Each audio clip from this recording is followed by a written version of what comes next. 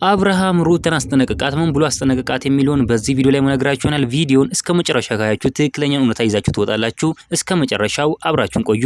በጣም በሚገርም ሁኔታ እንግዲህ አብርሃም ሩታን በጣም እያስጠነቀቃት ይገኛል ማለት ነው። እውነት ለመናገር ከሆነ አብርሃም ከህይወቴ ውጪልኝ፣ በቃ እኔ አንቺን አልፈልግም ብሎ እያስጠነቀቃት ይገኛል። እኔ ሙሉ ግን በቃ ሩታ እኮ ራሷን ቆፍጠን ብላ የራሷን ነገር ብጀምር የራሷን ህይወት ነገር ብጀምር እውነት ለመናገር ከሆነ አብርሃም ወደ ሩታ ይመለሳል። ነገር ግን እሷ በጣም ስለምትወደው በጣም ስለምታፈቅረው እሱም መተው እንግዲህ አሁንም እየሰደባት ይገኛል ማለት ነው። በጣም እየሰደባት በጣም እያመናጨቃት ይገኛል። ይሄ ደግሞ ተገቢ አይደለም እንላለን። ይሄ እውነትም ትክክለኛ ውሳኔ አይደለም። አብርሃም በጣም በቃ በስልክም የደወለ በምንም የደወለ እያስጨነቃት ይገኛል ብሎ መረጃ አሁን የነገሩኝ ማለት ነው። በቃ ሰዎች የሚነግሩኝ ሰዎች አሉ፣ በጣም በቅርብ ማለት ነው። በጣም የቅርብ ሰዎች አሉ። እኔም ደግሞ እዛው ሀገር ስለሆንኩኝ ትክክለኛ መረጃዎችን እንግዲህ አውቃለሁ ማለት ነው። በጣም ይገርማል። እውነት ለመናገር ከሆነ ትላንትናም እንግዲህ እኔ የሩታን ልጅ ወሰዱባት ብዬ ሰርቼ ነበር፣ ቀን ላይ ማለት ነው። ቀን ላይ የሩታ ልጅ ወሰዱባት ብዬ ቀን ላይ ሰርቼ ነበር። ይሄው እነሱ ደግሞ ማታ ላይ ቪዲዮን ሰሩት ማለት ነው። እኔ እነሱም መጀመሪያ የሚሰሩትን ነገር እኔ አውቃለሁ፣ አውቄ ነው ለእናንተ ቶሎ ቶሎ የማቀርብላችሁ ማለት ነው። በጣም የሚገርም ነገር ነው